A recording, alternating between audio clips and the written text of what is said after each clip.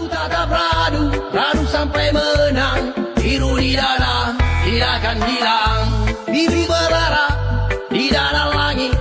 Panji berkibar, semangat pagi. Ini dalam siri kempen pun saya pesan dengan pengundi-pengundi kita jangan jadikan pilihan raya ini sekadar untuk suka-suka, dan jangan jadikan pilihan raya ini dijadikan sebagai makmal untuk coba-coba. Kenapa saya berkata demikian? Dulu semasa kerajaan Barisan Nasional memerintah, orang coba-coba nak tukar kerajaan, kononnya mau tahu mungkin ada kerajaan yang lebih baik daripada Barisan Nasional, yang akhirnya dikejar tak dapat, dikandung berciciran. Mendengar guru di langit, air tempayan dicurah, rupanya hujan tak turun. Akhirnya yang rugi rakyat. Sekarang orang rindu BN balik tu. Orang rindu BN, terutama di era kepimpinan Datuk Seri Najib. Orang rindu sangat. Yang paling orang rindu sangat tahu apa? BRIM. Kalau barangkali BN masih kerajaan, Datuk Seri Najib masih Perdana Menteri, agaknya sekarang BRIM sudah mencecah dalam 3,000 pun. Ya. Kepada para pengundi, buatlah keputusan seperti yang saya kata, jangan berdasarkan suka-suka. Terutamanya anak-anak muda, pengundi first timer ni. Anak muda yang 18 tahun ni, pengundi pertama ni. Tolong, jangan buat pilihan raya ini sebagai tempat untuk suka-suka. Kedua, jangan untuk coba-coba. Anak-anak muda ni tidak ada pengalaman. Jadi pasti kadang-kadang anak muda ni terlibat dengan kawan-kawan, terpengaruh dengan ini media sosial kita ni, kan? Tapi saya pesan anak-anak muda, boleh baca, boleh tengok, percaya Nilai. jangan. Nilai balik tu. Kan? Kalau tak pasti, tanya. Jangan buat keputusan, oh dia ni, ini betul, ini benci. Pernah terjadi dulu lah, kan? Media sosial memainkan peranan menjatuhkan Barisan Nasional pada pilihan raya yang ke-14 tu, kan? Media sosial. Apatah lagi pilihan raya ni anak-anak 18 tahun sudah mula menjadi pemilih. Yang dominan pula tu 23 ke bawah ni, Penentu. 24 ke bawah saya tengok 60% Jadi penentu sebagai pengundi, penentu keputusan pilihan raya ni. Bukan saya memberkecilkan anak-anak ni. Mungkin ada di antara anak-anak ini dia belum terfikir untuk memikir bagaimana negara ni, kemana arah kita, politik ni apa. Saya selalu bercakap dengan anak saya, sebab anak saya ada dalam golongan ni. Iya betul. Bila saya tengok anak saya, kadang-kadang cari baju pun masih bergantung pada mak ayah, kan? Jadi memikirkan untuk membina masa depan negeri dan negara bagaimana. Jadi pesan saya kepada anak-anak ni khususnya, buat keputusan, jangan ikut suka-suka dan jangan coba-coba. Rujuklah sejarah, kan? Rujuklah sejarah.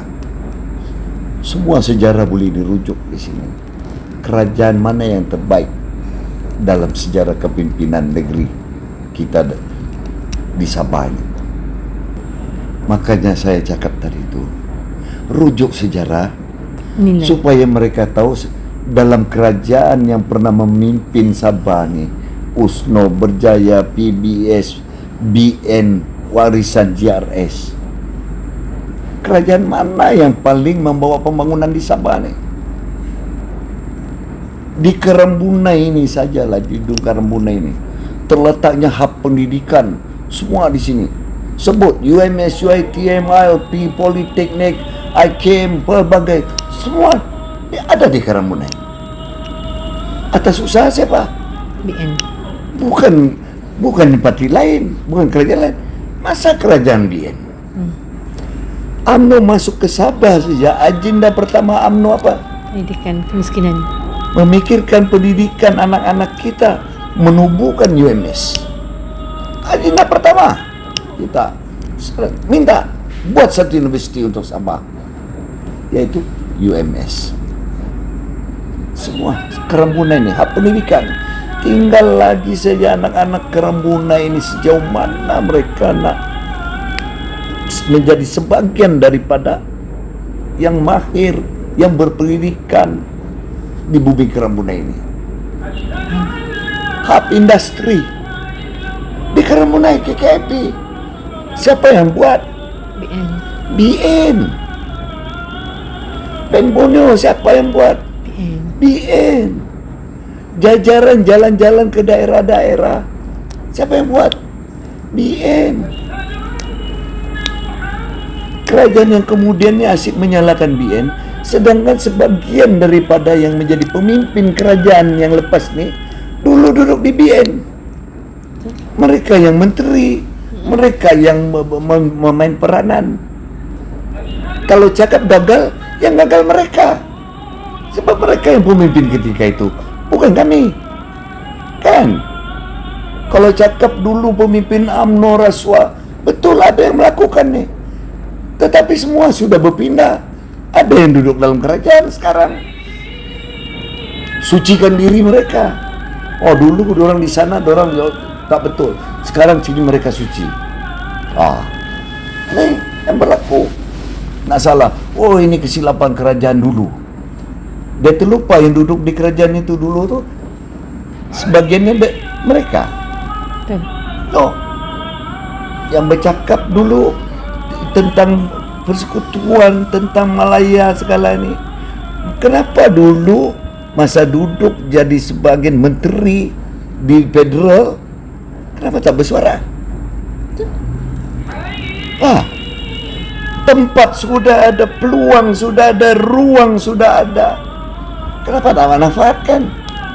Kenapa mesti sudah di luar daripada kerajaan, pindah ke parti lain, barulah nak bersuara? Kita perjuang MA 63, kita perjuang 40% itu dan ini segala. Walhal dulu peluang ada. Ada yang boleh menteri terkanan di federal, kan? Yang boleh bercakap dengan Perdana Menteri bila-bila masa, yang boleh jumpa Perdana Menteri bila-bila masa. Kenapa zip mulut masa tu? Sekarang lompat tu. Jaga kepentingan diri terlalu. Akhirnya menyala konon kita di Kongkong Senanjung dan sebagainya. Betul semua ni. Jadi rakyat jangan terpengaruh, anak-anak muda jangan terpercaya, membabi buta gitu saja. Ini semua perkara tipu muslihat hanya untuk meraih sokongan pengundi. Jangan besok baru menyesal. Tersilap pilih, macam Piramli cakap, tersalah pangkat dapat tai. Itu pesan Piramli awal-awal tau. Kan? InsyaAllah selamat mengundi kepada semua rakyat Sabah. Tidak kira di mana saja berada, di mana ada Barisan Nasional, berilah sokongan kepada Barisan Nasional.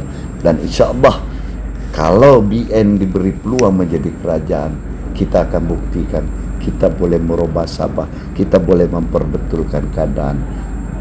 Kita akan buktikan Barisan Nasional lah parti yang mendekati rakyat, parti yang memikirkan nasib rakyat, parti yang memikirkan pembangunan negeri.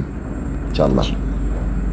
Radu tatap radu, radu sampai menang. Biru di dada, tidak akan hilang. Bibi berdarah di dalam langit, panji berkibar, semangat bangkit.